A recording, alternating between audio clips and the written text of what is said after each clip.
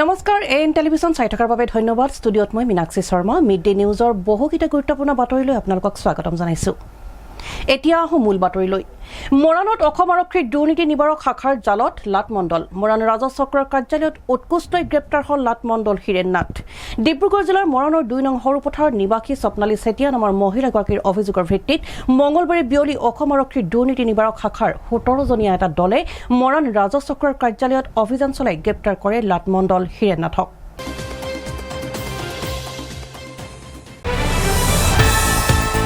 মৰাণত অসম আৰক্ষীৰ দুৰ্নীতি নিবাৰক শাখাৰ জালত লাটমণ্ডল। দুৰ্নীতি নিবাৰক শাখাই নগদ ধনৰ সৈতে হাতে লোটে গ্ৰেপ্তাৰ কৰে লাটমণ্ডল হীৰেন নাথক। মৰাণ ৰাজহ চক্ৰৰ কাৰ্যালয়ত উৎকোচলৈ গ্ৰেপ্তাৰ হ'ল লাটমণ্ডল। অসম আৰক্ষীৰ দুৰ্নীতি নিবাৰক শাখাই নগদ ধনসহ হাতে লোটে গ্ৰেপ্তাৰ কৰে লাটমণ্ডল হীৰেন নাথক। ধৃত হীৰেন নাথৰ ঘৰ ধুবুৰী। 6 মাহৰ পূৰ্বে মৰাণ ৰাজহ চক্ৰৰ কাৰ্যালয়লৈ বদলি হৈ আহিছিল হীৰেন নাথ। ডিব্ৰুগড় জিলাৰ মৰাণৰ 2 নং সৰুপথাৰ নিবাসী স্বপ্নালী চেতিয়া নামৰ মহিলাগৰাকীৰ অভিযোগৰ ভিত্তিত মঙলবাৰে বিয়লি অসম আৰক্ষীৰ দুৰ্নীতি নিবাৰক শাখাৰ 17জনীয়া এটা দলে মৰাণ ৰাজহ চক্ৰৰ কাৰ্যালয়ত চলাইছিল অভিযান। মহিলাগৰাকীৰ মাকৰ নামত থকা মাটি জীয়েকৰ নামত নামজাৰি কৰাৰ বাবদ 50,000 টকা উৎকোচ বিচাৰিছিল লাটমণ্ডল হীৰেন নাথে। অৱশেষত আৰক্ষীৰ জালত পৰে হীৰেন নাথ। দুৰ্নীতি নিবাৰক শাখাই লাটমণ্ডল হীৰেন নাথক গ্ৰেপ্তাৰ কৰি ৰাজহ চক্ৰ বিষয়াৰ কাৰ্যালয়তে জেৰা চলাই আছে। মোৰ মাটি এডোখৰ নামজাৰি কৰিবলৈ আছিলে। ৰেজিষ্ট্ৰেশ্যন হৈ আহিলে ক'ৰবাৰ পৰা। ৰেজিষ্ট্ৰেশ্যন হোৱাৰ পাছত নামজাৰি কৰিবৰ কাৰণে আবেদন কৰিলোঁ। তেওঁ গ'ল 3 দিনৰ পাছত তেওঁলোকৰ এটা হেৰি থাকে, চালেগৈ, চব অ'কে পালে। অ'কে পাই খালি কৈছে যে টকা আমি 50,000 টকা লওঁ। মই ক'লোঁ যে তেতিয়াহ'লে 50,000 টকা আপুনি কিহৰ কাৰণে লৈছে? মোৰতো নামজাৰি হৈ আহিছে। নহয় এইটো কিবা এটা হেৰি আছে। মই যে মেজিষ্ট্ৰেটে কৰি দিছে, মেজিষ্ট্ৰেটক তেতিয়াহ'লে আমি ধৰিব লাগিব। মেজিষ্ট্ৰেটজন ভুৱা নহয়। তো তেতিয়া আপোনালোকৰ ইয়াৰ পৰাই চব লিগেলি হৈ গৈছে, তাত মোক তেতিয়াহে ৰেজিষ্টাৰ কৰি দিছে। আৰু মই চৰকাৰৰ ঘৰত টেক্স দিছোঁ। চৰকাৰৰ ঘৰত টেক্স দি আপোনাক 50,000 কিহৰ দিম? তাৰপৰা কাগজখিনি মোক কেঞ্চেল কৰি দিলে। পইচা নিদিলে মই কিন্তু কেঞ্চেল কৰি দিম ক'লে। তাৰপৰা এদিন 31 তাৰিখে আমি চেক কৰিছোঁ, কাগজখিনি কেঞ্চেল কৰি দিলে। সেইদিনাখনে কেঞ্চেল কৰি দিয়াৰ পাছত আমি সেইদিনাখনেই আহিলোঁ। অহাৰ পাছত কৈছে আপোনাৰ কাগজখিনি কেঞ্চেল হৈ গ'ল, আপোনাক পইচাৰ কথা কৈছিলোঁ নহয়। এইবোৰ ৰেকৰ্ডিং কৰি চব হেৰিক দিয়া হ'ল বাৰু। তাৰপৰা আপোনাৰ পইচাখিনি নিদিয়াৰ কাৰণে আমি কেঞ্চেল কৰি দিলোঁ কৈছে। তাৰপৰা মই কৈছোঁ ঠিক আছে ছাৰ, এতিয়া কি কৰিব লাগিব? মই পইচা দিম, খালি ইমান দিব নোৱাৰোঁ। তাৰপৰা 30,000 টকাত মান্তি হ'ল। চানডে দিনাখন তেওঁ মানে হেৰি এখন লৈ গৈছে আৰু মেপ এখন লৈ গৈ পিনে আমাৰ ঘৰত গৈ পিনে মোৰ পৰা তেতিয়া মই সিহঁতৰ হেৰিৰ লগত কথা পাতিলোঁৱে, ছাৰহঁতৰ লগত পাতি পিনে তেওঁ গ'ল। মই টকা 4,000 তেওঁক দিলোঁ মানে বিশ্বাসটো আনিবৰ কাৰণে। তাৰপৰা মই ঠিক আছে ছাৰ, আপোনাক 30,000 টকাই দিম এনেকৈ ক'লোঁ। কৈ পিনে আজি 7,000 টকা দিছিলোঁ। 7,000 টকা দিয়াত মানে ছাৰহঁতে একদম হাতে লোতে ধৰে আৰু তেওঁ। মুঠতে আপুনি 7,000 আৰু আগত 4,000? আগত 4,000। আপোনাৰ কোন গাঁৱত আছিলে মাটি? আমাৰ 2 নং সৰুপথাৰতে আছিলে। মৰাণৰ কিমান মাটি? 2 বিঘা মাটি। নতুনকৈ কিনিছিলে? নতুনকৈ কিনা হয়। নতুনকৈ কিনা আৰু ৰেজিষ্ট্ৰেশ্যন হৈ আহিছে। অহাৰ পাছত মই সেইখিনি লিগেলি মাটিখিনি পইচা নিদিওঁ বুলি কৈছিলোঁ। নহয় আজিকালি আৰু কিবা এটা খায়েই বুলি ক'লে। আৰু আন কাৰোবাৰ নাম লৈছিলে নেকি? দিব লাগিব কৈছিলে। তেওঁতো ঢেৰ, এতিয়া তেওঁলোকৰ ওচৰত হেৰিবোৰ আছেই। SDC মেমৰ কথা কৈছে। তো মই কৈছোঁ তেতিয়াহ'লে মেমক লগ কৰোঁ। তেওঁ মেমক লগ কৰিব নিদিয়ে। এতিয়া মেমে মোক লগ পালে, মোক কৈছে মোক লগ কৰিব লাগিছিলে কৈছে মেমে। মই কৈছোঁ তেওঁৱে লগ কৰিব নিদিয়ে, হৈ যাব এনেকৈ বুলি ক'লে। তেতিয়া মই সেইকাৰণে এনেকুৱা কৰিলোঁ। যিগৰাকী মহিলাৰ পৰা উৎকোচ লৈছিলে, তেখেত আমাৰ 2 নং সৰুপথাৰ গাঁৱৰ। তেখেতৰ মাকৰ মাটি তেখেতে নামজাৰি সংক্ৰান্তত আমাৰ এই স্বপ্নালী চেতিয়া নামৰ যিগৰাকী মহিলা, তেখেতে লাটমণ্ডলৰ ওচৰলৈ আহিছিলে। গতিকে লাটমণ্ডলগৰাকীয়ে সাধাৰণ কামটোৰ কাৰণে 50,000 টকা এটা ডিমাণ্ড কৰিছিলে। আৰু সেই 50,000 টকাটো 2 দিনলৈকে তেওঁলোকে আলোচনা কৰি আছিলে। অৱশেষত গৈ 30,000 টকাতে 50,000 টকাটো মান্তি হৈছিলে। আৰু গোটেই বিষয়টো আমাক জনোৱাৰ পিছত আমি দুৰ্নীতি নিবাৰক শাখাৰ লগত এক আলোচনা কৰিছিলোঁ। আৰু সেই আলোচনাৰ মৰ্মে আজি দুৰ্নীতি নিবাৰক শাখাই তেখেতক হাতে লোটে কৰায়ত্ব কৰিছে। হীৰেন নাথ বুলি কয়, তেখেতৰ ঘৰ ধুবুৰীত। আৰু এই ব্যক্তিজনে অকল আজি স্বপ্নালী চেতিয়া বুলি এগৰাকী মহিলা নহয়, তেখেতৰ আণ্ডাৰত য'ত পৰিছে, যিসমূহ গাঁও পৰিছে, প্ৰত্যেকৰ পৰাই তেওঁলোকে সাধাৰণ এটা চাইনত 50,000, 1 লাখৰ তলত কথাই নাপাতে। আৰু অতি দুৰ্ভাগ্যজনক কথা, আজি এই চক্ৰ বিষয়া কাৰ্যালয়টোৰ পৰাই আজি আমাৰ সৰুপথাৰ গাঁওখনত এতিয়াও 30 বিঘা মাটি 2জন মানুহৰ নামত ম্যাদী পতা হৈ আছে গতিকে এটা অবাধ দুৰ্নীতি এই চক্ৰ বিষয়া কাৰ্যালয়ত কিছুমান লাটমণ্ডলে কৰি আছে গতিকে এই ক্ষেত্ৰত আমি জাতীয় দল সংগঠন হিচাপে ৰাজচক্ৰ বিষয়াৰ লগতে প্ৰশাসনকো আমি অনুৰোধ জনাইছোঁ ইয়াৰ এক সঠিক তদন্ত হওক আৰু এই যি 30,000 50,000 টকা উৎকোচ লৈছিলে এই টকাটো অকল লাটমণ্ডলে লৈছে নে এই টকাটোৰ ভাগ আৰু ইয়াত বিষয়া কোনোবাৰ আছে গতিকে ইয়াৰ সঠিক তদন্ত হ'ব লাগিব আৰু এই সঠিক তদন্ত যদি নহয় আমি কিন্তু মৰাণৰ জাতীয় জনগোষ্ঠীয় সংগঠনে তীব্ৰ আন্দোলন গঢ়ি তুলিবলৈ বাধ্য news desk report AN television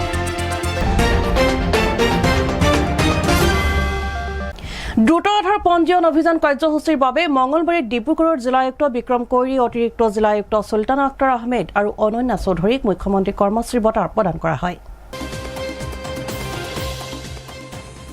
দ্ৰুত আধাৰ পঞ্জীয়ন অভিযান কাৰ্যসূচীৰ বাবে ডিব্ৰুগড়ৰ জিলা আয়ুক্ত বিক্ৰম কৈৰী অতিৰিক্ত জিলা আয়ুক্ত সুলতানা আক্তাৰ আহমেদ আৰু অনন্যা চৌধুৰীলৈ মুখ্যমন্ত্ৰীৰ কৰ্মশ্ৰী বঁটা ডিব্ৰুগড়ৰ জিলা আয়ুক্ত বিক্ৰম কৈৰীৰ লগতে অতিৰিক্ত জিলা আয়ুক্ত সুলতানা আক্তাৰ আহমেদ আৰু সহকাৰী আয়ুক্ত অনন্যা চৌধুৰীলৈ আগবঢ়োৱা হৈছে অসম চৰকাৰৰ মুখ্যমন্ত্ৰীৰ কৰ্মশ্ৰী বঁটা ডিব্ৰুগড় জিলাৰ চাহবাগিচা এলেকাত আধাৰ পঞ্জীয়নৰ ক্ষেত্ৰত ক্ষীপ্ৰ পদক্ষেপ গ্ৰহণ কৰি খাদ্য সুৰক্ষা স্বাস্থ্য সেৱা আৰু মজুৰি প্ৰত্যক্ষ হস্তান্তৰ ব্যৱস্থা সুচলকৰণৰ জৰিয়তে আৰ্থিক অন্তৰ্ভুক্তিত প্ৰশংসনীয় পদক্ষেপ গ্ৰহণ কৰাৰ বাবে এই বঁটা প্ৰদান কৰা হৈছে মঙলবাৰে গুৱাহাটীৰ পাঞ্জাৱাৰীস্থিত শ্ৰীমন্ত শংকৰদেৱ আন্তৰ্জাতিক প্ৰেক্ষাগৃহত লোকপ্ৰিয় গোপীনাথ বৰদলৈৰ পুণ্যতিথিত আয়োজিত লোককল্যাণ দিৱসৰ কাৰ্যসূচীত মুখ্য অতিথি অসম চৰকাৰৰ পঞ্চায়ত আৰু গ্ৰামোন্নয়ন ন্যায়িক সাধাৰণ প্ৰশাসন আৰু পৰ্যটন বিভাগৰ মন্ত্ৰী ৰঞ্জিত কুমাৰ দাসৰ পৰা জিলা আয়ুক্ত বিক্ৰম কৈৰী প্ৰমুখ্যে অতিৰিক্ত জিলা আয়ুক্ত সুলতানা আক্তাৰ আহমেদ আৰু সহকাৰী আয়ুক্ত অনন্যা চৌধুৰীয়ে এই বঁটা গ্ৰহণ কৰে news desk report AN television মঙলবাৰে ভাৰতৰত্ন লোকপ্ৰিয় গোপীনাথ বৰদলৈৰ পক্ষতত মৃত্যু দিৱস পালন কৰা হয় সমগ্ৰ অসমৰ লগতে ডিব্ৰুগড়তো জিলা প্ৰশাসনৰ উদ্যোগত অনুষ্ঠিত কৰা হয় লোককল্যাণ দিৱস অনুষ্ঠানত অংশগ্ৰহণ কৰে মন্ত্ৰী প্ৰশান্ত ফুকনে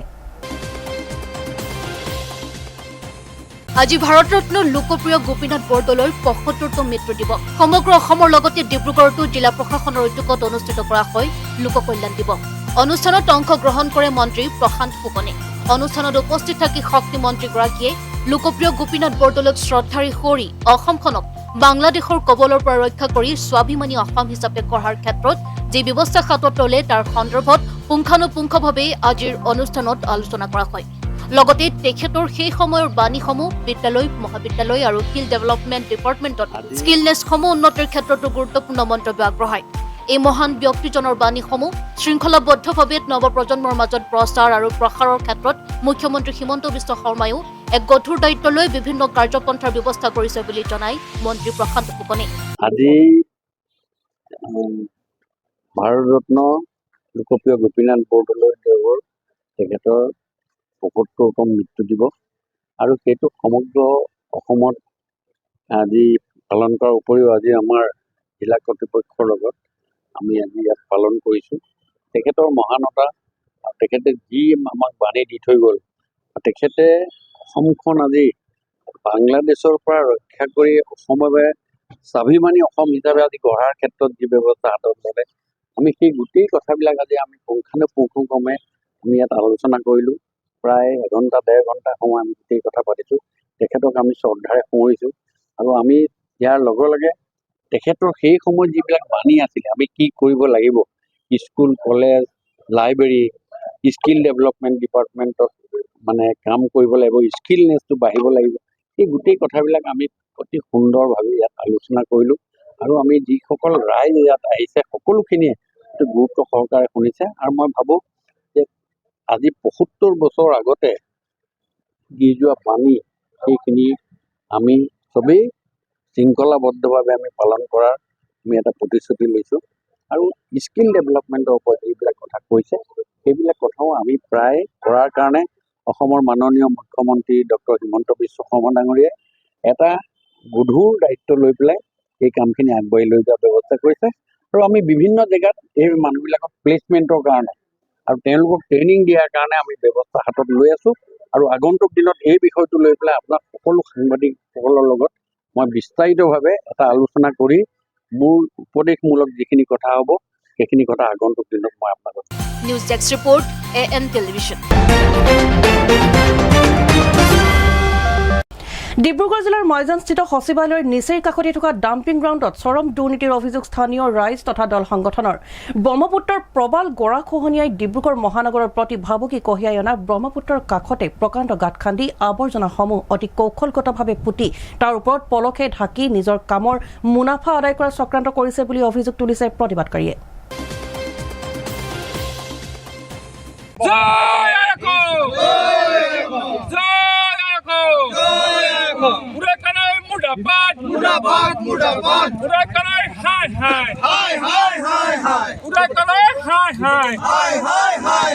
ডিব্ৰুগড় জিলাৰ ময়জানস্থিত সচিবালয়ৰ নিচেই কাষতে থকা ডাম্পিং গ্ৰাউণ্ডত চৰম দুৰ্নীতিৰ অভিযোগ স্থানীয় ৰাইজ আৰু দল সংগঠনৰ।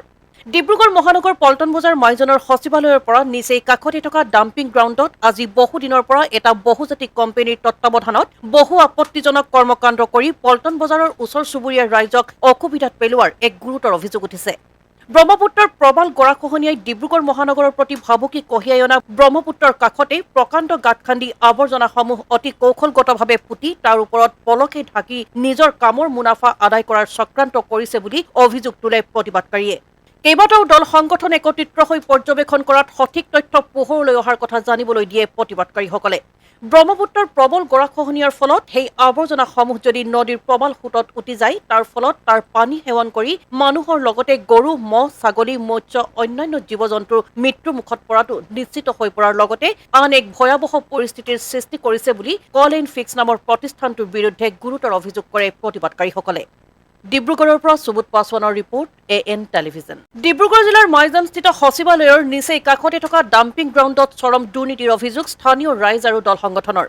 ডিব্ৰুগড় মহানগৰ পল্টন বজাৰ মাইজনৰ সচিবালয়ৰ পৰা নিচেই কাষতে থকা ডাম্পিং গ্ৰাউণ্ডত আজি বহুদিনৰ পৰা এটা বহুজাতিক কোম্পানীৰ তত্বাৱধানত বহু আপত্তিজনক কৰ্মকাণ্ড কৰি পল্টন বজাৰৰ ওচৰ চুবুৰীয়া ৰাইজক অসুবিধাত পেলোৱাৰ এক গুৰুতৰ অভিযোগ উঠিছে।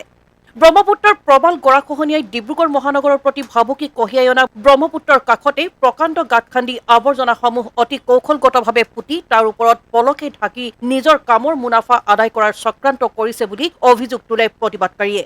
কেইবাটাও দল সংগঠন একত্ৰিত হৈ পৰ্যবেক্ষণ কৰাত সঠিক তথ্য পোহৰলৈ অহাৰ কথা জানিবলৈ দিয়ে প্ৰতিবাদকাৰীসকলে। ব্ৰহ্মপুত্ৰৰ প্ৰবল গৰাখহনীয়াৰ ফলত সেই আৱৰ্জনাসমূহ যদি নদীৰ প্ৰবাল সোঁতত উটি যায় তাৰ ফলত তাৰ পানী সেৱন কৰি মানুহৰ লগতে গৰু, মহ, ছাগলী, মৎস্য অন্যান্য জীৱ জন্তুৰ মৃত্যুৰ মুখত পৰাটো নিশ্চিত হৈ পৰাৰ লগতে আন এক ভয়াৱহ পৰিস্থিতিৰ সৃষ্টি কৰিছে বুলি কল এণ্ড ফিক্স নামৰ প্ৰতিষ্ঠানটোৰ বিৰুদ্ধে গুৰুতৰ অভিযোগ কৰে প্ৰতিবাদকাৰীসকলে। আচলতে প্ৰতিবাদ এইকাৰণে হৈছে আপোনালোকে দেখিছে আমাৰ ডিব্ৰুগড়ত যিহেতু নেকি জাবৰ নিষ্কাশন এটা কেন্দ্ৰ ইমান ডাঙৰ এটা লেখাই যিটো স্থাপন কৰিলে তাৰ পৰিৱৰ্তে ইয়াত এটা ডাম্পিং গ্ৰাউণ্ড তেখেতলোকে ৰাখিছিলে। এই ডাম্পিং গ্ৰাউণ্ডৰ যিবিলাক জাবৰ আছিলে ডিব্ৰুগড়ৰ যিমানবিলাক জাবৰ আহি ইয়াত আচলতে উপকূলীয় অঞ্চল ৰাইজে ইয়াত তাৰ বিভিন্ন দল সংগঠনে আজি প্ৰতিবাদ কৰিবলৈ বাধ্য হৈছে, কাৰণ এটা বহিৰাগত কোম্পানীয়ে ইয়াত তেওঁলোকে নিবিদা লাভ কৰি ডিব্ৰুগড় ৰাইজৰ যি জীৱন আৰু নিৰাপত্তাৰ ক্ষেত্ৰত তেওঁলোকে ভেঙুচালি কৰিছে আৰু ইয়াক আমি তীব্ৰ বিৰোধিতা কৰিছোঁ। কাৰণ এটা ডিব্ৰুগড়বাসী ৰাইজে জানে যে ডিব্ৰুগড় মাইজানৰ এটা বৃহৎ অঞ্চল ৰাইজে ইয়াৰ বিভিন্ন সময়ত তেওঁলোকে বিভিন্ন স্বাস্থ্যজনিত বিভিন্ন কাৰণ তেওঁলোকে স্বাস্থ্যজনিত ৰোগত তেওঁলোকে ভুগিব লগা হৈছিলে। ব্ৰহ্মপুত্ৰৰ যি জীৱকুলৰ কাৰণে এটা অশনি সংকেত কৰি আনিছিলে, তেওঁ অবৈধভাৱে ইয়াত জাবৰ তেওঁলোকে পেলাইছিলে।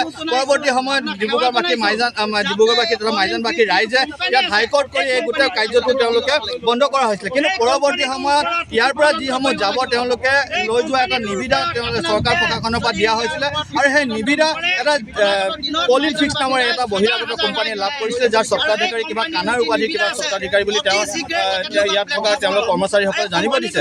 আৰু তেওঁলোকে ৰাতি আন্ধাৰত যিসমূহ জাবৰ ইয়াৰ পৰা নিষ্কাশন কৰি লৈ যাব লাগিছে সেই জাবৰসমূহ ব্ৰহ্মপুত্ৰৰ নিচেই কাষত প্ৰায় 30-40 ফুটৰ দ কৰি এটা তেওঁলোকে গাঁত খান্দি তেওঁলোকে সেই জাবৰসমূহ পুতিৰ ওপৰত পলসেৰে এটা পলেপ ঢালি তেওঁলোকে ইয়াৰ কাম সম্পাদন কৰিছে বুলি ইয়াৰ বিষয়ববীয়াসকলক চৰকাৰ বিষয়ববীয়াসকলক তেওঁলোকে জানিব দিছে। কিন্তু পৰৱৰ্তী সময়ত যিহেতু আমি এই কথাখিনি ৰাইজে গম পাইছে, বিভিন্ন দল সংগঠনে গম পাইছে, আমি প্ৰতিবাদ কৰিব আহিছোঁ আৰু অতি শীঘ্ৰে আমি কৈছোঁ যে যি কোম্পানীয়ে আচলতে ডিব্ৰুগড় ৰাইজৰ জীৱন আৰু নিৰাপত্তাৰ প্ৰতি তেওঁলোকে ভেঙুচালি কৰিলে, এই কল এণ্ড ফিক্স নামৰ এই কোম্পানীটো অতি শীঘ্ৰে ইয়াৰ নিবিদা কেঞ্চেল কৰিবৰ বাবে আৰু মাননীয় মুখ্যমন্ত্ৰী ডাঙৰীক আমি বিনম্ৰভাৱে অনুৰোধ জনাইছোঁ যে এইটো এটা দীঘলীয়া মাইজানবাসী ৰাইজৰ দাবী আছে। এই দাবীৰ প্ৰতি তেওঁলোকে সমৰ্থন জনায় যাতে এই কল এণ্ড ফিক্স নামৰ যিজন স্বত্বাধিকাৰী আছে তেওঁ অতি শীঘ্ৰে গ্ৰেপ্তাৰ কৰি তেওঁৰ বিহিত ব্যৱস্থা কৰিবৰ বাবে আমি অনুৰোধ জনাইছোঁ। ডিব্ৰুগড়ৰ পৰা সুবোধ পাছৱানৰ ৰিপৰ্ট AN টেলিভিজন। নাহৰকটীয়াৰ অইলৰ তৈলখাদত মূৰত পাইপ পৰি কৰ্মচাৰীৰ শোকাবহ মৃত্যুৰ পিছতে পোহৰলৈ আহিছে চাঞ্চল্যকৰ তথ্য। এছিয়ান ড্ৰিলটেক নামৰ ব্যক্তিগত ঠিকা প্ৰতিষ্ঠানৰ ৰিগটোত পূৰ্বেও এনে মাৰাত্মক দুৰ্ঘটনাত এজন চিৰজীৱনৰ বাবে পংগু হৈ পৰিছিল। পুৰণি সা সৰঞ্জাম ব্যৱহাৰ কৰি ৰিগ চলাই থকাৰ বাবেই পুনৰ ৰিগত আন এজনে প্ৰাণ হেৰুওৱাৰ বিস্ফোৰক স্বীকাৰোক্তি পূৰ্বৰ সেই দুৰ্ভগীয়া কৰ্মচাৰীৰ। নাহৰকটীয়াৰ অইলৰ তৈলখাদত মূৰত পাইপ পৰি কৰ্মচাৰীৰ শোকাবহ মৃত্যুৰ পিছতেই পোহৰলৈ আহিছে চাঞ্চল্যকৰ তথ্য। এছিয়ান ড্ৰিলটেক নামৰ ব্যক্তিগত ঠিকা প্ৰতিষ্ঠানৰ ৰিগটোত এবছৰ পূৰ্বে সংঘটিত হৈছিল ভয়ংকৰ দুৰ্ঘটনা। এই দুৰ্ঘটনাত দুলীয়াজানৰ মহমাৰী অঞ্চলৰ জিন্তু পাঠক নামৰ এগৰাকী কৰ্মচাৰীৰ গাত লোহাৰ প্লেট পৰি চিৰজীৱনৰ বাবে পংগু হৈছিল। দুৰ্ভগীয়া কৰ্মচাৰীগৰাকীৰ সংবাদ মাধ্যমৰ আগত বিস্ফোৰক স্বীকাৰোক্তি পুৰণি সা সৰঞ্জাম ব্যৱহাৰ কৰি ৰিগ চলাই আছে এছিয়ান ড্ৰিলটেক নামৰ বিতৰ্কিত ঠিকা প্ৰতিষ্ঠানটোৱে। লগতে কৰ্মৰত শ্ৰমিকসকলক সুৰক্ষামূলক কোনো ধৰণৰ ব্যৱস্থা প্ৰদান কৰা নাই। অইল কৰ্তৃপক্ষই অধিক মুনাফাৰ বাবে একাংশ ব্যক্তিগত ঠিকা প্ৰতিষ্ঠানক আওপুৰণি সা সৰঞ্জাম ব্যৱহৃত যন্ত্ৰপাতিৰে খনন আৰু উৎপাদন কৰিবলৈ নিবিদা প্ৰদান কৰি আহিছে। অইল ইণ্ডিয়াৰ যি ছেফটি আছে, ছেফটি ভালকৈ ইনস্পেকশ্যন নকৰাৰ দুখতে আজি এই ঘটনাবিলাক এটাৰ পিছত এটা হ'বলৈ ধৰিছে। আজি মোৰ ক্ষেত্ৰত যি হ'ল, আজি এবছৰ দিন হ'ল মোৰ জীৱনটো মানে কি মৃত্যুমুখত পৰা বুলিয়ে ক'ব লাগিব। কাৰণ মোৰ নাভিৰ পৰা তলৰ চোৱা যেতিয়া কাম নাই, মোৰ কোনো অৰ্থ নাইকিয়া নিচিনা এটা জীৱন মই অতিবাহিত কৰি আছোঁ। আৰু আজি যোৱাকালি যিজন সতীৰ্থ হেৰুৱালোঁ তাৰ নিচিনাই গতি মোৰো হৈছিলে। ভগৱানৰ কোন হেৰিত নাজানো আৰু মই জীয়াই অন্ততঃ মুখৰ মাতষাৰ দিব পৰা হ'লোঁ। কিন্তু কালি যিজন সতীৰ্থক হেৰালোঁ, গোটেই যিমান টকা পইচা দিলেও সেইজন সতীৰ্থক আমি আৰু ঘূৰাই নাপাওঁ। আৰু মোৰ ক্ষেত্ৰত হোৱা দিনাখনেই আমি ছেফটিক বাৰম্বাৰ কৈছিলোঁ যে ভালকৈ ইনস্পেকশ্যন নকৰাকৈ কোনো যাত কামে নকৰে, কাম বন নকৰিব কৰে। মোৰ ফালৰ পৰা অনুৰোধ যে আগত যেন পুনৰবাৰ যেন মোৰ নিচিনা আৰু এজন জিন্তু পাঠক ক্ষতি নহয়। কিন্তু ভগৱানৰ কাৰ হেৰিত পৰি পিনে আৰু এজন শ্ৰমিক হেৰুৱালোঁ, সেইটো অৱশ্যে ওপৰৱালা জানিব।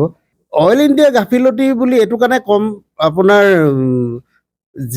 যিটো নেকি ৰিগ চলাই থকা ৰিগ আপোনাৰ এটা জেগাত ধৰক 2 মাহ 3 মাহ বা 15 দিন যদি চলি যায়, তাৰপৰা আৰু অন্য এটা লোকেশ্যনত যাবৰ সময়ত সেই লোকেশ্যনটোত কামটো ষ্টাৰ্ট কৰাৰ আগমুহূৰ্তত তাত এটা ভেৰিফিকেশ্যন হয়।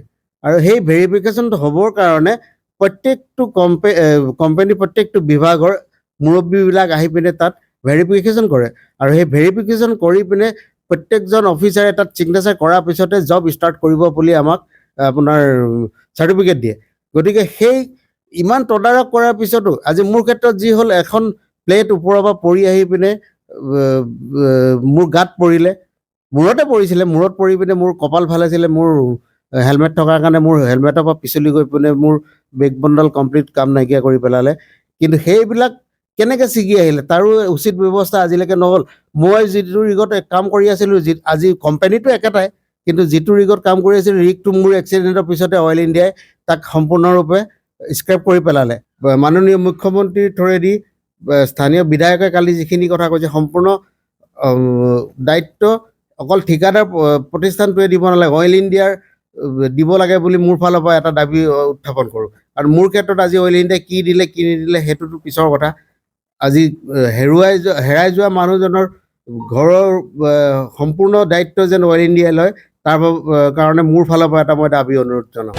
উল্লেখ্য যে যোৱা দেওবাৰে নাহৰকটীয়াৰ বাঁহধাৰী অঞ্চলত অৱস্থিত অইল ইণ্ডিয়া লিমিটেডৰ NSK 40 নম্বৰৰ তৈলখাদত এছিয়ান ড্ৰিলটেক নামৰ এটা ব্যক্তিগত ঠিকা প্ৰতিষ্ঠানত কৰ্মৰত অৱস্থাত হঠাৎ লোহাৰ পাইপ খহি অহাৰ ফলতেই ভয়ংকৰ দুৰ্ঘটনাটো সংঘটিত হয়। এই দুৰ্ঘটনাত চাচনিৰ হুদুৰ পৰা কুঁৱৰীজান গাঁৱৰ কিৰণ গগৈ নামৰ শ্ৰমিকগৰাকী থিতাতে নিহত হৈছিল। ইফালে এই দুৰ্ঘটনাত গুৰুতৰভাৱে আহত টেঙাখাটৰ মোহন সোণোৱাল সংকটজনক অৱস্থাত বৰ্তমান ডিব্ৰুগড়স্থিত অসম চিকিৎসা মহাবিদ্যালয়ত চিকিৎসাধীন হৈ আছে। অন্যহাতে স্থানীয় ৰাইজৰ অভিযোগত এই ঘটনাৰ পিছতেই যিদৰে নাহৰকটীয়াৰ বিধায়ক তৰংগ গগৈ সৰব হৈছে, কিন্তু সেই সময়তেই দুলীয়াজানৰ বিধায়ক তেৰজ গোৱালাই নিৰাপদ দূৰত্বত অৱস্থান কৰিছে। দুৰ্ঘটনা সংঘটিত হোৱা ৰিগটো তেৰজ গোৱালাৰ অতি ঘনিষ্ঠ এগৰাকী জড়িত থকা বুলিও মন্তব্য কৰে ৰাইজে। এছিয়ান ডেল্টাকৰ ওপৰত এটা উচিত ব্যৱস্থা হ'ব লাগে। অইল ইণ্ডিয়া যিকেইজন বিষয়ববীয়া তত্বাৱধানত উক্ত ৰিগটো পৰিচালনা হৈছিলে তাৰ ওপৰত এটা উচিত তদন্ত হ'ব লাগে। আৰু আটাইতকৈ ডাঙৰ কথা, বৰ্তমানৰ জনপ্ৰিয় মুখ্যমন্ত্ৰী আমাৰ হিমন্ত বিশ্ব শৰ্মাক মই এটা কথা আহ্বান জনাব বিচাৰিছোঁ। আমি দুলীয়াজান যুৱ সংঘ তথা দুলীয়াজানৰ সমূহ যুৱকসকলৰ ফালৰ পৰা এটা আহ্বান জনাব বিচাৰিছোঁ। এই যে ব্যক্তিগত কোম্পানীবিলাকক যি ধৰণে অইল ইণ্ডিয়াই ঠিকা প্ৰদান কৰিছে, তাত কিন্তু বহুতো আমাৰ এটা সন্দেহ থাকে যে এটা কিছুমানৰ কমিশ্যনৰ অংকত আচলতে কিছুমান আওপুৰণি ৰিক্স চলাবৰ কাৰণে খুব কম ৰেটত আচলতে দিয়া হয়। গতিকে এই ব্যৱস্থাবিলাক এটা উপযুক্ত তদন্ত হ'ব লাগে, উচিত তদন্ত হ'ব লাগে। উচিত তদন্ত হৈ সুৰক্ষিত অৱস্থাত আমাৰ ল'ৰাখিনিক চাকৰি কৰিব পৰাকৈ এখন মঞ্চ কিন্তু দিয়াটোত আমাৰ মুখ্যমন্ত্ৰীৰ আমাৰ হস্তক্ষেপ আমি বিচাৰিছোঁ। প্ৰথম কথা, তৰংগ গগৈ প্ৰশংসা পাত্ৰ। কোনো পাৰ্টি দল সংগঠন বুলি কোনো কথা নাই। তৰংগ গগৈৰ দৰে এজন যুৱ নেতাক আমি মুকলিভাৱে প্ৰশংসা কৰোঁ। তৰংগ গগৈ কাম কৰা এটা স্পৃহা আছে, কাম কৰা এটা মন আছে, আৰু তৰংগ গগৈ আচলতে প্ৰকৃততে এজন জননেতা হয়। কালি দুৰ্ঘটনা ঘটাৰ লগে লগে on the spot Tarang Gogoi গৈ পিনি আচলতে য'তেই নাথাকক গৈ পাইছে, আৰু পোৱাৰ লগে লগে এটা উপযুক্ত তদন্তৰ ব্যৱস্থাৰ কাৰণে তেওঁ মুখ্যমন্ত্ৰীলৈ এটা আহ্বান জনাইছে আৰু এটা ন্যায়িক পৰ্যায়ৰ তদন্ত ঘোষণা কৰিছে। গতিকে যিখিনি যাৱতীয় ব্যৱস্থা তাৎক্ষণিকভাৱে কৰিছে, কিন্তু তাৰ তুলনাত আচলতে দুলীয়াজানবাসী হিচাপে আমি খুব দুৰ্ভাগ্যজনক। আমি এনেকুৱা এজন বিধায়কৰ তলত আছোঁ, যিজন বিধায়কে পৰিতাপৰ কথাটো হ'ল, যিজন বিধায়কে আচলতে আজিৰ সময়টোত সেই জিন্তু পাঠকৰ ঘটনাটোৰ সময়তে হওক বা যিকোনো ঘটনাৰ ক্ষেত্ৰত আচলতে শেহতীয়াকৈ খবৰ পায়, তেওঁ খবৰেই নাপায়। আৰু আটাইতকৈ ডাঙৰ কথা, বৰ্তমান কিন্তু ছ'চিয়েল মিডিয়াত এটা কথা খুব বাৰেপতি ওলাই আছে, ছ'চিয়েল মিডিয়াত খুব লিখা মেলা চলি আছে। বহুতে লিখিছে যে আচলতে কেনেবাকৈ তেৰছ গোৱাল আৰু এই ৰিগকেইটাৰ লগত কেনেবাকৈ কমিশ্যনৰ অংক আছে নেকি, কাৰণ তেৰছ গোৱালা এজন খুব ঘনিষ্ঠ সাংগু পাংগু এজন, কিন্তু সেই ৰিগটোৰ সৈতে জড়িত। গতিকে ইনডাইৰেক্ট কণ্টেক্টত তেখেতো আছে। গতিকে তেৰছ গোৱালাৰ নামটো আচলতে সন্দেহৰ আৱৰ্তত আছে। গতিকে সমস্ত বিষয় আচলতে মুখ্যমন্ত্ৰীয়ে আমি ইয়াত এটা তদন্ত কৰিব বুলি ভাবিছোঁ। যিহেতু পাৰ্টিৰ মানুহ আছে, ইয়াত বিভিন্ন দল পৰ্যায়ৰ মানুহ আছে, গতিকে প্ৰত্যেকে এটা তদন্ত কৰিব যে কেনেবাকৈ ইনডাইৰেক্টলি তেৰছ গোৱালাও আচলতে জড়িত আছে নেকি। দুলীয়াজানৰ পৰা Surajit Gogoi report, AN television. এইখিনিতে সময় চমু বাণিজ্যিক বিৰতিৰ পাছত পৰৱৰ্তী পৰ্যায়ৰ বাতৰিলৈ পুনৰ উভতি আহিম। চাই থাকক AN টেলিভিজন।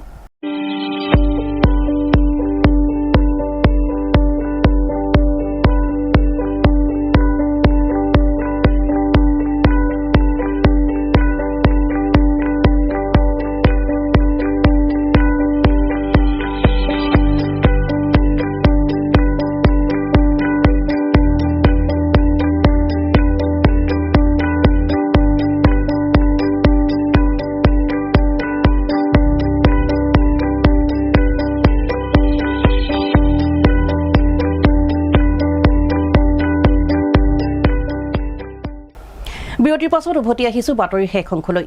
টিংখাং সমষ্টিৰ ৩ নং হলগুৰিত বুঢ়ীদিহিঙৰ গৰাখহনীয়াৰ ফলত চিন্তিত হৈ পৰিছে অঞ্চলটোৰ দাঁতিকাষৰীয়া ৰাইজ।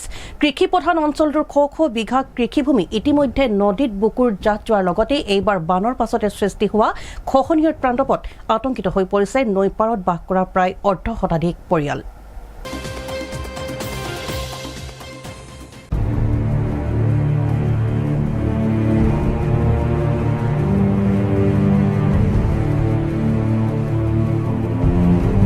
টিংখাং সমষ্টিৰ ৩ নং হলগুৰিত বুঢ়ীদিহিঙৰ প্ৰবল গৰাখহনীয়া শ বিঘা কৃষিভূমিৰ লগতে আঘুনিবাৰীৰ পৰা খোৱাং সংযোগী মথাউৰিলৈ আনিছে তীব্ৰ ভাবুকি। টিংখাং সমষ্টিৰ ৩ নং হলগুৰিত বুঢ়ীদিহিঙৰ গৰাখহনীয়াৰ ফলত চিন্তিত হৈছে অঞ্চলটোৰ দাঁতিকাষৰীয়া ৰাইজ। কৃষিপ্ৰধান অঞ্চলটোৰ শ বিঘা কৃষিভূমি ইতিমধ্যে নদীৰ বুকুত জাহ গৈছে। এইবাৰ বানৰ পাছতে সৃষ্টি হোৱা খহনীয়াৰ তাণ্ডৱত আতংকিত হৈ পৰিছে নৈপাৰত বাস কৰা প্ৰায় অৰ্ধশতাধিক পৰিয়াল। অন্যহাতে বুঢ়ীদিহিং নদীৰ ওচৰতে থকা আঘুনিবাৰীৰ পৰা খোৱাং সংযোগী মথাউৰিলৈও খহনীয়াই আনিছে তীব্ৰ ভাবুকি। এনেদৰে গৰাখহনীয়াৰ ফলত নিচেই কাষতে থকা মথাউৰিটো এদিন নদীৰ বুকুত জাহ যোৱাটো নিশ্চিত, যাৰ বাবে এতিয়া চিন্তিত হৈ পৰিছে দাঁতিকাষৰীয়া ৰাইজ। চৰকাৰ তথা বিভাগীয় লোক আহি কেৱল দুখমাখ আৰু পৰিদৰ্শন কৰিয়ে দায়িত্ব সামৰাৰ অভিযোগ স্থানীয় ৰাইজৰ। অতি শীঘ্ৰেই অঞ্চলটোত গৰাখহনীয়া প্ৰতিৰোধৰ ব্যৱস্থা কৰিবলৈ চৰকাৰ তথা বিভাগীয় কৰ্তৃপক্ষলৈ আহ্বান জনাইছে স্থানীয় ৰাইজে। জেঠ মাহৰ পৰা মানে প্ৰথম বানপানী এটা আহিছিলে ডাঙৰকে। সেই বানপানীটোৰ পৰা আমাৰ 50মান গৰা খহি গৈ আছে আৰু প্ৰত্যেক দিনে এনল ডেনল তেনেকে খহি গৈ থাকে তেনেকে। আৰু আমাৰ খেতি কৰিবলৈ এতিয়া মাটি চাটি এইবোৰ নাই, এতিয়া অসুবিধা হৈ গৈছে। তাৰপিছত ঘৰ আমিতো খেতি কৰি মেলি আমাৰ ঘৰ পোহপাল দিওঁ, তেনেকুৱা ল'ৰা ছোৱালী স্কুল লৈ তেনেকৈ হেৰি কৰোঁ। এতিয়াতো আমাৰতো উপায় নাইকিয়া হৈছে। চৰকাৰলৈ এটা অনুৰোধ আৰু মোৰ ফালৰ পৰা অতি সোনকালে আমাৰ যেনেকৈ প্ৰটেকশ্যন দিয়ে নদী গৰাখহনীয়াটো। মুঠাৰি এটা আছে, এইটো আমাৰ আঘুনিবাৰীৰ পৰা খোৱাঙলৈ এটা মুঠাৰি এটা বনাইছোঁ। মুঠিটো এতিয়া বৰ্তমান এতিয়া সেইটো কাৰ্পেটিং হৈ গৈছে। এইটো মুঠাৰিটো বনাইতো একো লাভেই নাই, যিমতে আমাৰ নদী গৰাটো খহি গৈছে। তেনেদৰে আজি বোলে তেনেকৈ আৰু এটা দুটা বানপানী আহিলে আমাৰ মুঠে কাষই পাবগৈ আৰু মুঠে মানে আৰু এতিয়া যেনেকৈ মানে এটা বানপানীতে 40 ফুট লৈ গুচি গৈছে, 3টা নদীতে 34 ফুটমান গুচি যাবগৈ, তেনেকুৱা মুঠে কাষই পাবগৈ মানে। এমাহমান আগতে আহিছিলে ডিপাৰ্টমেণ্টৰ মানুহ, এই দাস বুলি কয়, কি দাস বুলি কয়, চাবৰ আহি মানে ND ডিপাৰ্টমেণ্টৰ মহৰি এই আহি মানে আকৌ মানে ফটো চটো মাৰি থাকে, গৈ আহি থাকে, চাই আৰু গুচি যায়। মানে দৌনো আহিছিলে, কিবাও আহিছে, তেনেকৈ মোক কয় এনে তুলনকা এনেদৰে বোলে কামটো এই মাহতে হ'ব দিয়ে বুলি তেনেকৈ কৈ থৈ যায়। সেইটো হ'ব, তাৰ আশাতে আমি আৰু ৰাইজে তাৰ সিহঁতৰ আশাতে আমি বহি আছোঁ মানে এতিয়া আৰু আজি হ'ব কালি হ'ব তেনেকৈ হেৰি কৰি আছোঁ। কাৰণ আমাৰ কৃষিভূমিবোৰ চব নদী বহুত যা গৈছে আৰু মুঠাইলৈ এতিয়াতো ভাবুকি কঢ়িয়াই আনিছেই। এইখিনিতে আমিতো এই নদী কাষৰীয়া মানুহ, আমি খেতিৰ ওপৰতে নিৰ্ভৰ কৰি, বাম খেতিৰ ওপৰতে নিৰ্ভৰ কৰি চলি থাকোঁ। গতিকে আজি এই নদী বুকুত এই খেতি মাটিবোৰ যা যোৱাত আমাৰ যথেষ্টখিনি প্ৰব্লেম হৈছে। খেতি কৰিবলৈ মাটি নাইকিয়া হৈছে। ডেইলি 2 নল 3 নল 1.5 নল সেনেকুৱাকৈ খহিয়ে থাকে গৰাটো। এইটোতো আজি বছৰ দি খহি আছে বাৰু। আজি এতিয়া জেঠ মাহত যিটো ডাঙৰ পানীবান হৈছিলে, তাৰ পৰা প্ৰায় 40-50 মিটাৰ খহি গৈছে নদী বুকুত মাটি। কাষতে আকৌ মুঠাৰিটো আছে, আমাৰ মুঠাৰিটো যদি খহি যায় আমাৰ 3 নং বৰ্ড হ'বলগী বা সকলোবোৰ গাঁৱৰে নিশেষ হৈ যোৱা ভৱিষ্যতলৈ সম্ভাৱনা আছে। যদি এনেকৈ যদি প্ৰতিদিনে গৰা যদি খহনীয়া প্ৰতিৰোধ যদি কৰা নাযায়, গতিকে ভৱিষ্যতলৈ আমাৰ সকলোবোৰ গাঁৱলৈ নিশ্চয় ভাবুকি কঢ়িয়াই আনিছেই। চৰকাৰলৈ এটা আহ্বান মোৰ যে অতি সোনকালে আমাৰ নদী গৰাখহনীয়া প্ৰতিৰোধটো কৰি দিয়ে। News desk report, AN television.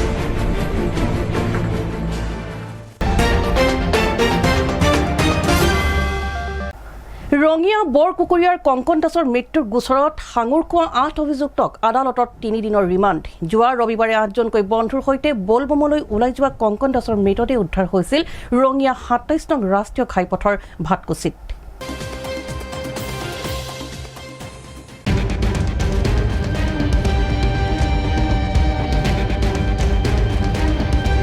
Rangia বৰকুকুৰীয়াৰ কংকন দাসৰ মৃত্যুৰ গোচৰত সাঙুৰখোৱা 8 অভিযুক্তক আদালতৰ 3 দিনৰ ৰিমাণ্ড। উল্লেখ্য যে এসপ্তাহৰ ৰিমাণ্ড বিচাৰিছিল ৰঙিয়া আৰক্ষীয়ে। যোৱা ৰবিবাৰে ৰঙিয়া বৰকুকুৰীয়াৰ কংকন দাসে গাঁৱৰে 8জনকৈ বন্ধুৰ সৈতে ওলাই গৈছিল বলবমলৈ, কিন্তু বলবমলৈ গৈ শৰীৰে ঘৰলৈ উভতি নাহিল কংকন।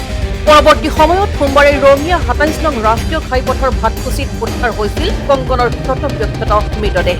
প্ৰথম অৱস্থাত ধাৰণা হৈছিল এয়া এক দুৰ্ঘটনা, কিন্তু পৰৱৰ্তী সময়ত ঘটনাই লৈছিল অন্য ৰূপ। কংকনৰ পৰিয়ালৰ সন্দেহ এয়া এক পৰিকল্পিত হত্যাকাণ্ড। 8 বন্ধুৱে মিলি পৰিকল্পিতভাৱে হত্যা কৰিছিল কংকনক, আৰু সেয়েহে 8 বন্ধুৰ ওপৰত কংকনৰ পৰিয়ালে ৰঙিয়া আৰক্ষী থানাত দাখিল কৰিছিল এজাহাৰ। আৰক্ষীয়ে এজাহাৰৰ ভিত্তিত 8জনকৈ অভিযুক্তক লৈ ৰঙিয়া আৰক্ষী থানাত চলাইছিল জেৰা। মঙলবাৰে আটাইকেইজন অভিযুক্তক ৰঙিয়া ন্যায়িক দণ্ডাধীশ আদালতত হাজিৰ কৰোৱাত আদালতে 8 অভিযুক্তক 3 দিনৰ ৰিমাণ্ডত দিয়ে। উল্লেখ্য যে আৰক্ষীয়ে এসপ্তাহৰ ৰিমাণ্ড বিচাৰিছিল। বৰ্তমান ৰঙিয়া আৰক্ষী থানাত 8 অভিযুক্ত লৈ জোৰদাৰ জেৰা অব্যাহত ৰাখিছে ৰঙিয়া আৰক্ষীয়ে। আৰক্ষীৰ তদন্তৰ পিছতহে পোহৰলৈ আহিব সমগ্ৰ ঘটনাৰ ৰহস্য, এয়া হত্যা নে দুৰ্ঘটনা। এইটো মাৰ্ডাৰ সন্দেহ হয়, কাৰণ মোৰ স্বামী কোনোদিনে বাছত নাহে, অকলে আহা বুলি কৈছে। সিহঁতে আহিলেও ট্ৰেইনত আহিলেও বালাগাড়ী দি গুচি গ'ল। ভাটকুছিৰ ইমান দূৰ নাপালে আকৌ মোৰ স্বামী, কিন্তু সিহঁতে মাৰধৰ কৰি কিনে তাতে পেলাই থৈ দিয়ে। মোৰ সন্দেহ সেইটো। 8জন, এওঁ সিটি 9জন, 8জন গৈছিল। এজন তেওঁৰ নিমেষ হয় আৰু এজনক আতি বুলি মাতে, হেমন্ত দাস, অৰুণ দাস, আৰু এইফালে ভাস্কৰ দাস, ধনেশ্বৰ বৈশ্য, প্ৰদীপ দাস, কনক দাস আৰু দীপক দাস, আৰু এইফালে মৃণাল শইকীয়া। গোটেইকেইজনৰ ওপৰত কৰিছে, কাৰণ মোৰ মানুহটো শুই আছিলে ঘৰৰ পৰা। সিহঁতে আনকি যাবৰ কাৰণে পইচাও দিছে ধাৰে, আনকি সিহঁতেতো প্লেনিং আছিলে মাৰাৰ, সেইকাৰণে সিহঁতে এনেকুৱা হৈছে। পইচা ধাৰে দি হলেও মোৰ মানুহটোক লৈ গৈছে সিহঁতে। যোৱা খৰচো দিছে সিহঁতে, চব দিছে সিহঁতে। গৈছে 7টামান বজাত গৈছে যোৱাকালি। গৈতে মই 11টামান বজাত যেতিয়া ফোন কৰো, তেতিয়া সিহঁতৰ কিবা অলপমান তৰ্ক বিতৰ্ক লগা হৈছে। মই গাড়ীত গম পাইছো, কিন্তু তাৰপিছত সিয়াৰ সংযোগ নাই, কোনো যোগাযোগ নাই আকৌ। কাজিয়াৰ চাল সিহঁতৰ এতিয়া লগকেইটাৰ লগত থাকিব, সিহঁতে জানিব। সিহঁতে মাতি নিছে, সমস্ত খৰচ দি নিছে, কি কাৰণত নিছে, মাৰিবৰ কাৰণে নিছে, বেলেগ আৰু কি ক'ম মই। হয়, দুপৰীয়া ভাত খাই শুই আছিল। তাৰপিছত গধূলি যেতিয়া হেৰি হৈছে, তেতিয়া যাব টাইমত সিহঁতে কনক দাসে ঘৰৰ ভিতৰত সোমাই কিনে মাতিছে, বোলে আমি যাওঁ ওলা বুলি। হয়,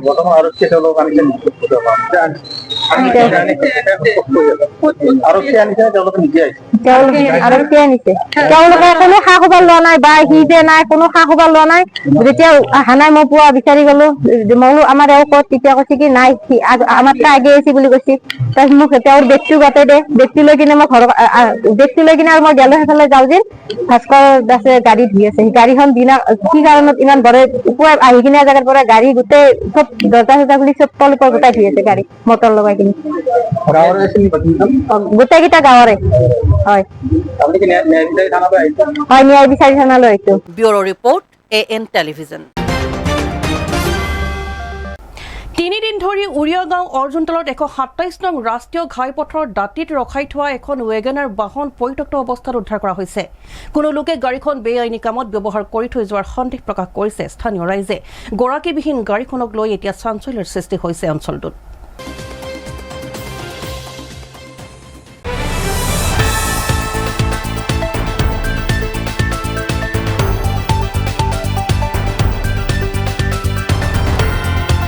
নগাঁৱৰ উৰিয়াগাঁৱত পৰিত্যক্ত অৱস্থাত উদ্ধাৰ এখন ৱেগনাৰ বাহন। তিনিদিন ধৰি উৰিয়াগাঁও অৰ্জুনতলত 127 নং ৰাষ্ট্ৰীয় ঘাইপথৰ দাঁতিত ৰখাই থোৱা আছিল বাহনখন।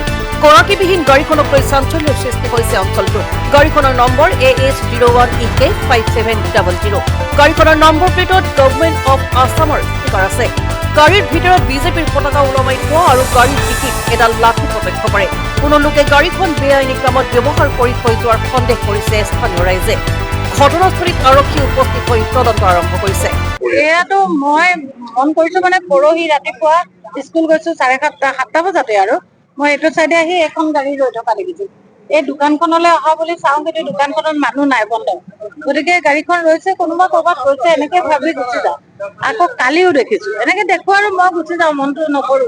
আকৌ আজিও দেখিছো, আজি 3 দিন কোনেও একো জনোৱাও নাই, একো সোধাও নাই, ময়ো কাকো সোধা নাই। কিন্তু ময়ো মানে এই কথাটো ইমান কি হয়, ইয়াৰ পাছতে মই ভিতৰ সোমালো, ৰান্ধি বাঢ়ি খালো, আকৌ আবেলি ফুৰিব গলো, কথাটো মন কৰা নাই। ইমানকে ভাবি থকা নাই আৰু ইয়াত বহুত গাড়ী আহে, বহুত গাড়ী ৰয় যায়, কেলে ভাবো আৰু ঘৰে ঘৰে গাড়ী আছে। গতিকে মই একো বিশেষ ভবা নাই, এতিয়া মানুহ দেখা পাইহে সন্দেহটো হৈছে। গাড়ীখন মানে আজি 3 দিন ধৰি পেলাই আজি ডেটত চাওক মানুহে চাইকেল এখনো বাহিৰত নাৰাখে। আমাৰ সন্দেহ হৈছে যে 3 দিন ধৰি গাড়ীখন ইয়াত কিয় পৰি আছে। যদি কিবা অসুবিধা আছিল ওচৰৰ মানুহক জনাই থৈ যাব লাগিছিল, তেওঁলোকে জনোৱাও নাই, কৰাও নাই। সেইকাৰণে আমাৰ সন্দেহযুক্ত হৈছে। আৰু লগতে ইয়াত এই বিজেপি ফ্লেগ লগাই পেলাই অনিয়মিত কিছুমান কামো হ'ব পাৰে। সেইকাৰণে মানে এটাই মই ক'ব বিচাৰিছো যে 3 দিন ধৰি এখন গাড়ী পৰি থকাটো উদ্দেশ্য কোনো লক্ষ্য, বেলেগ লক্ষ্য হ'ব লাগিব। পলাল কিয়? আহক, আহি পেলাই ভেৰিফাই কৰক। গম পাইছে নেকি? মই একো গম নাপাওঁ, মই খালি গাড়ীখন দেখিছো। মই 3 দিন ধৰি মই নিজে দেখা পাই আছো। ওচৰৰ মানুহ 3জনকতো কৈ যাব পাৰিলে যে গাড়ীখন ইয়াতে পৰি আছে, আপোনালোকে অকণ চাবচোন। গৰাকী আজিলৈকে নাই। এইটো নাম্বাৰ প্লেট হয় আৰু দেখা পোৱা নাই মানে ডক্টৰ আছাম বুলি ডক্টৰ আছাম লিখিব পাৰে তেওঁলোকে, হয়তো ভাল কাম বেয়া কাম দুইটা, সুকৰ্ম দুকৰ্ম দুটা আছে নহয়। কি কামৰ কাৰণে ডক্টৰ আছাম লিখিছে, বিজেপি ফ্লেগ কি কাৰণে লগাইছে, মোৰ ক'বলগীয়া একো নাই। কিন্তু তেওঁলোকে হয়তো, আপুনি যদি এখন গাড়ী আপোনাৰ বেয়া হয়, আপোনাৰ যদি কলিয়াবৰত বেয়া হৈছে বা চামগুৰিত বেয়া হৈছে, আপুনি কি কৰিলে হ'লে? ওচৰৰ 3-4জনক জনাই থৈ আহিলে হ'লে। এই গাড়ীখন যে পৰি আছে, কোনোবাই কাৰোবাক জনাইছে, এইখন দোকানো আছে, এনেকেই পৰিছে, কাকো জনোৱা নাই। সন্দেহ মানে চাওক, যিখিনি আজিৰ যুগত হৈ আছে, হয়তো গৰু চৰু বাঢ়ি গৈছে বাংলাদেশত চাপ্লাই দিয়া, সেইবিলাক দেখি থাকো ন আমি চকু ফ্ৰণ্টত। আৰু হয়তো আপোনাৰ এনেকুৱাও হ'ব পাৰে যে ড্ৰাগ চাপ্লাইও হ'ব পাৰে। সেইকাৰণে মানে সন্দেহতে কৰিছো, কিন্তু গাড়ীখনৰ ভিতৰত কি আছে আমি একো নাজানো।